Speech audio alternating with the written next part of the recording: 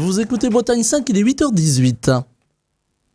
Bretagne 5, l'invité de la matinale. Et notre invité politique ce matin est Thomas Rousseau. Il est secrétaire départemental des Républicains d'Ille-et-Vilaine. Il est également président du mouvement Rennes à droite, candidat à Rennes pour l'espoir rennais au municipal de 2026. Il s'est déclaré et il est avec nous ce matin au micro de la matinale. Voilà, on a un petit peu couru. Bonjour Thomas Rousseau. On va parler de politique, de grande politique et aussi de politique rennaise, évidemment.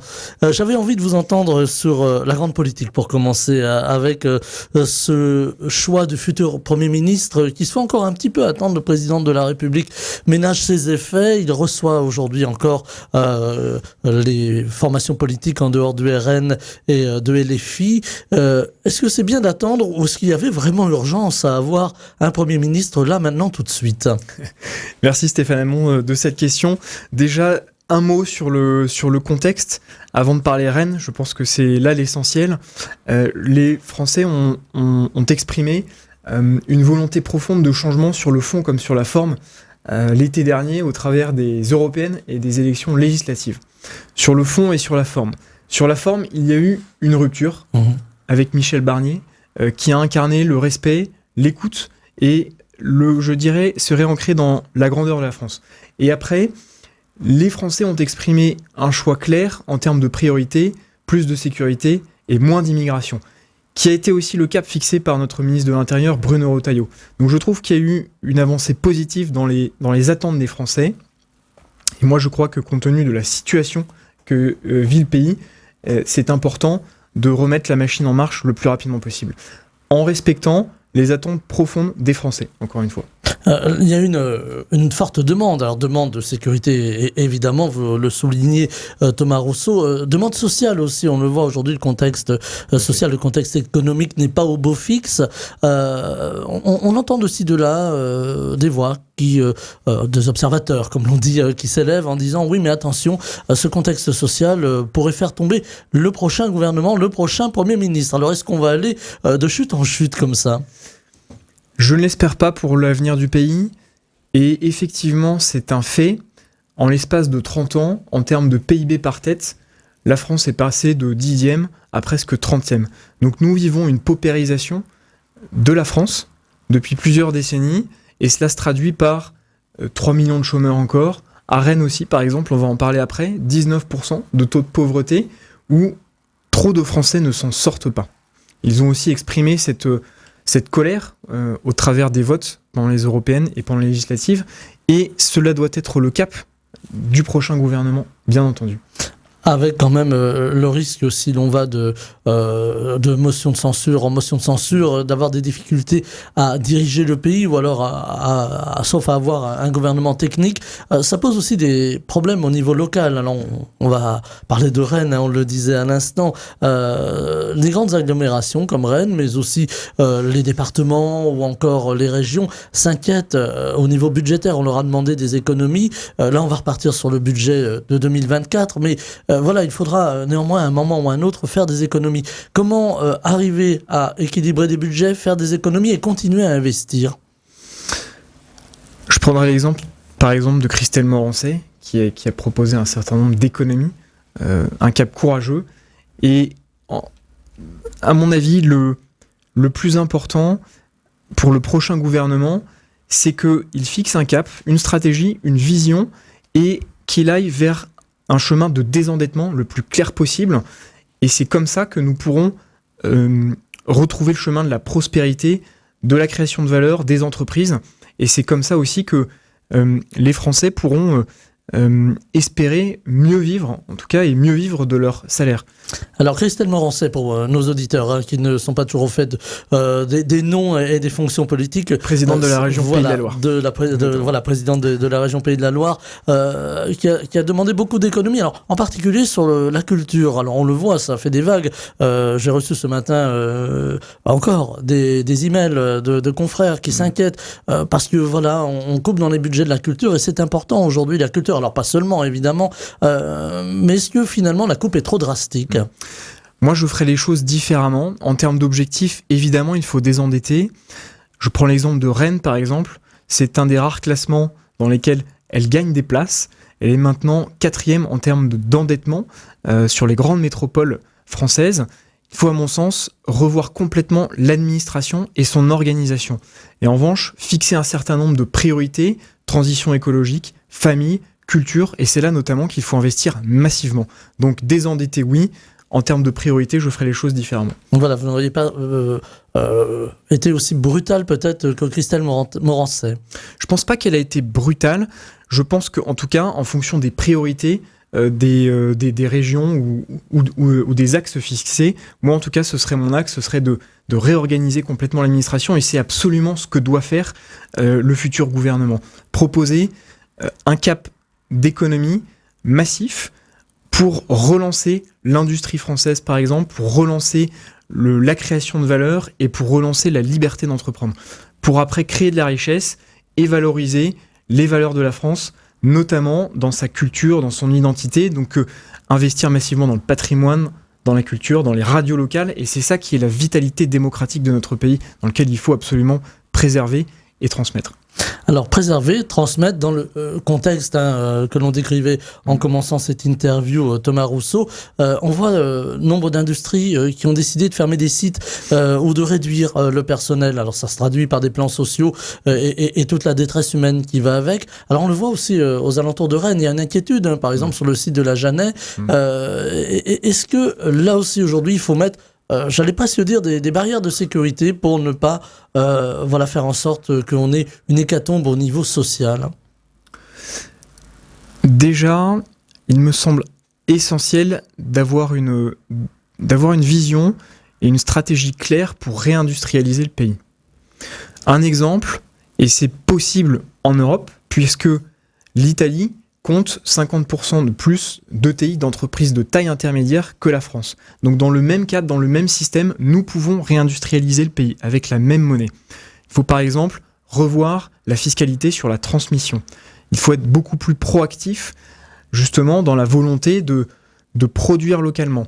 Et ça, c'est l'un de nos axes que nous allons proposer avec Rennes, avec ma future équipe, avec l'Espoir rennais, c'est de créer beaucoup plus de valeur industrielle, notamment de safran, faire venir des dizaines de safrans. Et contrairement à l'exécutif municipal local, toute mon équipe est favorable à réindustrialiser localement. Et je pense qu'il y a des forces en Bretagne qu'il faut valoriser, qui sont insuffisamment valorisées, notamment nos savoir-faire locaux, notre créativité d'entreprise. Donc oui, nous devons avoir, et nous pouvons avoir plus de safran dans la région Bretagne et sur la métropole rennaise. Alors sur la métropole rennaise, il y a un sujet qui vous tient à cœur, Thomas Rousseau, c'est la sécurité. Vous en avez fait, j'allais presque dire, votre cheval de bataille pour cette élection de 2026. On entend beaucoup parler de Rennes avec ce trafic de stupéfiants, ces fusillades parfois. Alors là encore, il ne s'agit pas de dire que Rennes est un coupe-gorge, mais il y a ces problèmes. Comment demain pouvoir éradiquer, par exemple, ou en tout cas limiter le trafic de stupéfiants? Est-ce qu'il faut plus de policiers? Est-ce qu'il faut que l'État investisse plus dans la métropole rennaise et dans la ville de Rennes en particulier? Quelles sont les pistes finalement? Alors déjà, sur le sujet priorité et cheval de bataille, oui, la sécurité sera l'une de nos priorités. J'ai défini 4 thèmes. Rennes en sécurité, Rennes pour tous, nous parlons du social, mieux vivre à Rennes, la qualité de vie, et fier d'être rennais, la culture, le patrimoine, la fierté de vivre en Bretagne. Revenons sur la sécurité, quelques chiffres déjà pour comprendre le contexte. Depuis 2019, l'explosion du trafic de stupes, c'est 150%. Agression sexuelle, viol, plus de 100%. Cambriolage, plus de 70%. À l'exemple de la France, nous vivons une explosion sans précédent du trafic de drogue, de tout type de violence. Depuis début août, si ce n'est pas des attaques au couteau que nous vivons quotidiennement, ce sont des tirs à l'arme de guerre. Donc il y a urgence, et en constance et en cohérence, je dirais, avec nos idées et notre volonté du régalien, c'est l'aspect gaulliste aussi que je porte, c'est de proposer un plan drastique, massif, notamment en armant la police municipale. Et ça, c'est possible, même pour les mandatures socialistes. Je prends l'exemple de Bordeaux, en triplant le nombre de caméras vidéosurveillance installées pour au moins être au niveau danger et de doubler les effectifs de police municipale. Et ça, c'est essentiel. On va parler du projet globalement parce que ce n'est pas seulement en doublant les effectifs de police municipale qu'on va endiguer le problème, mais c'est déjà l'urgence à laquelle nous allons répondre. Alors, il y a aussi tout le volet éducatif. On sait que beaucoup de jeunes, par exemple, tombent dans le trafic de drogue ou donnent un coup de main, si vous me permettez le terme, il est un petit peu direct, aux dealers. On pense aux guetteurs dans les cités. Comment faire aussi pour soustraire ces jeunes à l'attirance, finalement, de gagner de l'argent facile? Mais c'est d'ailleurs pour ça que nous avons appelé notre liste l'espoir rennais, c'est que je pense qu'il faut redonner espoir à la jeunesse.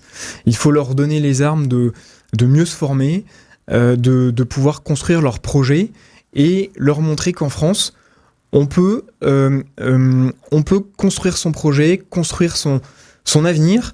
Et c'est pour ça que nous allons d'ailleurs investir massivement dans la petite enfance et dans l'école. C'est là qu'un maire peut agir, c'est insuffisant. Ce qui se passe d'ailleurs à Rennes, nous allons proposer un grand plan. C'est l'axe Rennes pour tous, pour les plus fragiles, notamment pour la petite enfance, pour les familles, pour qu'elles puissent donner toutes les chances à leurs enfants. Alors, donner toutes les chances, c'est aussi accueillir tout le monde. Alors, ça pose la question, là aussi, de ce sujet qui est très clivant de l'immigration. On en parle beaucoup depuis quelques jours avec la Syrie et ce qui se passe là-bas en Syrie. Finalement, la fin du régime de Bachar al-Assad, l'arrivée de groupes alors islamistes modérés. Alors, je ne sais pas si on peut associer les deux termes. Ça reste à voir dans le temps. Mais beaucoup de Syriens se réjouissent, alors c'est le cas à Rennes, de la chute de Bachar al-Assad. Beaucoup d'autres s'inquiètent aussi, ne vont peut-être pas repartir au pays. Comment faire en sorte, si demain il y avait l'arrivée de nombreux Syriens, comment les accueillir par exemple dans une ville comme Rennes, qui est très ouverte finalement? En 2 mots, il faut accueillir mieux et moins. C'est-à-dire contrôler notre immigration pour mieux accueillir ceux qui sont sur le territoire. Je prends un exemple. Sur l'histoire des 100 dernières années, nous vivons 3 vagues migratoires. La première vague entre deux guerres, parce que 1 million de morts et 7 millions de blessés. Deuxième vague, les 30 Glorieuses. Et depuis une vingtaine d'années, nous vivons une vague migratoire similaire à ces 2 premières vagues, alors qu'elles ne sont pas justifiées économiquement. Je prends l'exemple sur les 15 dernières années, nous passons d'un flux migratoire annuel moyen de 150 000, 200 000. Sous Macron, on est autour de 500 000. La France, compte tenu de ce qu'on vient de dire sur l'aspect social, économique, les problématiques de déclassement et de chômage, ne peut plus se le permettre. Et donc, c'est là que je rejoins et que je soutiens Bruno Retailleau, le contrôle drastique de nos frontières et la reprise en main de notre politique migratoire est nécessaire pour mieux accueillir à Rennes. Voilà, mieux accueillir, parce qu'il y a aussi une demande sociale, là. Et évidemment, on entend souvent les employeurs, là, on pense au secteur de la restauration, hein, qui ont besoin de main-d'œuvre et qui n'en trouvent pas forcément en France. Et souvent, c'est finalement des employés issus de l'immigration qui font le travail et qui s'intègrent. Il faut travailler aussi sur l'intégration aujourd'hui. On est passé à côté de quelque chose. Alors, plusieurs choses. Déjà, quand je parlais de mieux intégrer, il est inadmissible de voir à Rennes, l'hiver dernier, par exemple, des migrants et des enfants camper au parc des Gailleuls. Ça, c'est inadmissible. Et c'est ce que nous voulons proposer, c'est une vraie politique d'intégration, notamment à Rennes.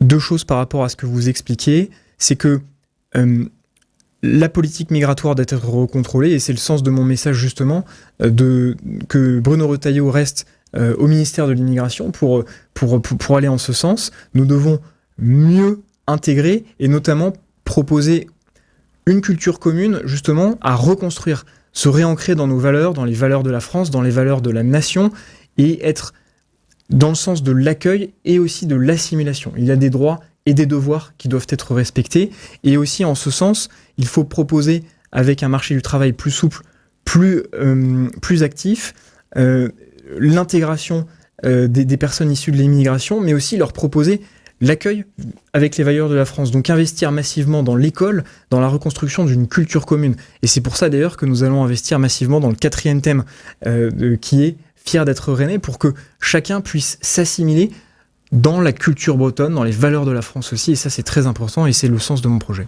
Alors dans le projet, j'imagine qu'il y a aussi un volet logement, parce que ça c'est une grande inquiétude. Alors aussi bien dans la Bretagne dans son ensemble que dans les grandes métropoles, et c'est le cas à Rennes, les Rennais ont du mal à se loger aujourd'hui. Vous parliez du parc des Glaïeuls tout à l'heure et ces tentes qui ont fleuri dans ce parc. Comment accueillir justement une population et la loger, et comment loger les Bretons aussi. Voilà deux questions qui reviennent très souvent dans les remarques des auditeurs, par exemple. Oui. Vous parliez du social, donc déjà mieux accompagné pour revenir sur le chemin du travail. On a encore 3 millions de chômeurs en France, donc c'est là qu'on doit massivement investir. Et après, en termes de pauvreté, je le disais tout à l'heure, 19% de taux de pauvreté à Rennes. C'est 5 points de plus que la moyenne nationale. Donc déjà 14%, c'est beaucoup trop, mais 19%, c'est inadmissible. Et beaucoup trop de Rennais, même des cadres d'entreprise ou des personnes qui vivent aussi au SMIC, ne peuvent plus se loger à Rennes. Et là, c'est un des sens fondamental justement de ce que j'ai proposé dans le deuxième pilier de mon projet, qui est Rennes pour tous, c'est investir massivement dans le logement. Je m'explique. L'exécutif municipal propose jusque 40% de HLM. Pour moi, c'est contre-productif. Nous voulons rester à la loi 20%. Et proposer un certain nombre de choses pour revoir les critères orientés profession, travail, pour que ceux qui contribuent à l'intérêt général et au bien commun puissent être logés directement à Rennes pour exercer leur métier pour les Rennais. Ça, c'est le premier axe. Et après, relancer la construction. Donc, nous voulons préserver le foncier, donc pas d'extension, mais une densification raisonnée à l'échelle de la ville. Revoir, par exemple, le coefficient de constructibilité pour accueillir ceux qui peuvent se le permettre, notamment aussi pour les HLM. Nous reverrons avec un règlement l'accès à la propriété. Et en ce qui concerne le logement, relancer la construction et revoir aussi en termes d'architecture pour que nous puissions à terme nous réancrer dans notre histoire, dans l'histoire millénaire de Rennes, pour que quand un Rennais arrive, il sache qu'il vit à Rennes et nulle part ailleurs. Et ça, ce sera le sens d'un des axes forts que nous allons proposer. C'est aussi un service notamment de conseil en architecture pour créer un style architectural spécifique rennais. Donc, en ce qui concerne le logement, revoir la politique de logement social, mais sur le parc privé, relancer la construction pour permettre de baisser les prix aussi, densifier de manière raisonnée pour que les Rennais puissent s'installer à Rennes et vivre avoir une vie de qualité. C'est le troisième axe que je propose, donc c'est mieux vivre à Rennes, notamment sur la santé, sur l'écologie, on va en reparler après, mais essentiellement sur le logement. Ce sera l'un des 3 axes majeurs de ma campagne. Alors, on va y revenir effectivement sur l'environnement et l'écologie. Je voulais vous entendre aussi sur deux points cruciaux. Les Rennais nous écrivent, sont pas contents de 2 choses. Le départ des commerces en centre-ville, c'est un problème. Alors, pas spécifique à Rennes, c'est un petit peu partout dans de nombreuses villes en France et hélas en Bretagne aujourd'hui. Et la circulation, ça devient très compliqué de rouler, de circuler à Rennes. Alors sur ce sujet, nous avons rencontré les commerçants depuis 3 mois, nous effectuons un porte-à-porte avec mon équipe, et ce que nous disent les commerçants, nous les avons d'ailleurs rassemblés au travers d'un atelier avec les commerçants, nous avons fait part d'un certain nombre de propositions, nous avons synthétisé un audit pour reprendre le pouls des commerçants et essayer de comprendre leurs aspirations profondes. Et effectivement, les commerçants sont inquiets. Pourquoi ? Ils voient une baisse de la fréquentation du centre-ville, qui n'est pas sûre, notamment. C'est lié finalement au problème de sécurité, le fait que les commerçants Je pense qu'il est multiple, notamment en termes de sécurité, mais notamment en termes d'accessibilité. C'est pour ça d'ailleurs que nous sommes contre la suppression du parking Vilaine. Le projet a été présenté récemment au dernier conseil municipal, début décembre, la semaine dernière. Moi, je trouve qu'il y a de l'idée dans la volonté de rénover cette place, de la rendre plus verte. On parlera aussi d'écologie après. Nos places rennaises ne sont pas assez vertes. Donc, ça va dans le bon sens. Après, moi, ce que je trouve inadmissible et ce qui n'est pas normal, c'est que dans ce nouveau projet, il n'y a pas une place de parking. Et beaucoup de commerçants ne vivent pas à Rennes, donc ont besoin d'un accès. Nous avons proposé un certain nombre d'alternatives, nous n'avons pas été écoutés, mais il me semble essentiel de maintenir ce parking ou alors d'avoir des parkings relais ou des alternatives, mais qui n'ont pas pour l'instant été proposées. Donc, le problème de cette baisse de chiffre d'affaires, ce sont notamment l'ultraviolence au travers des manifestations, le phénomène qui s'amplifie, le problème de l'insécurité, effectivement, le problème d'accessibilité et le problème aussi de manquer de vision et de manquer aussi de capacité à valoriser notre patrimoine et peut-être le rendre plus accessible pour les commerçants, pour qu'ils puissent mettre en valeur leur savoir-faire, leurs produits. Et ça, c'est très important et c'est absolument pas fait. Sur le plan de circulation, il faut plus de transports en commun à Rennes, moins de voitures, des parkings relais, vous en parliez à l'instant, c'est-à-dire des parkings un petit peu à l'écart de la ville, mais qui permettent de laisser la voiture et de prendre des transports en commun. Quelle serait la circulation idéale à Rennes? Alors je sais que vous n'allez pas pouvoir me dire tout ce matin, mais est-ce qu'il faut aller vers soit l'arrêt de la voiture en ville, soit une cohabitation voiture, mobilité douce? Alors clairement non pour l'arrêt de la voiture en ville. On parlait justement de l'emploi, des classes moyennes. Beaucoup se servent de leur véhicule comme moyen de transport et comme outil de travail. Donc en ce qui me concerne, mon objectif c'est optimiser la place de la voiture en ville. Donc permettre de circuler en voiture avec des véhicules plus propres et aussi faciliter évidemment optimiser notre réseau de transport. Et pour faciliter l'accès à la ville aussi, imaginer un réseau de RER rennais, donc investir dans le ferroviaire. Notamment, ce sera l'un des axes que nous allons proposer avec évidemment la sécurisation des pistes cyclables. Voilà, Trop accidentogènes en ce moment. Voilà, parce qu'on entend beaucoup de Rennais qui se plaignent justement de la dangerosité de rouler à vélo à Rennes, tout simplement.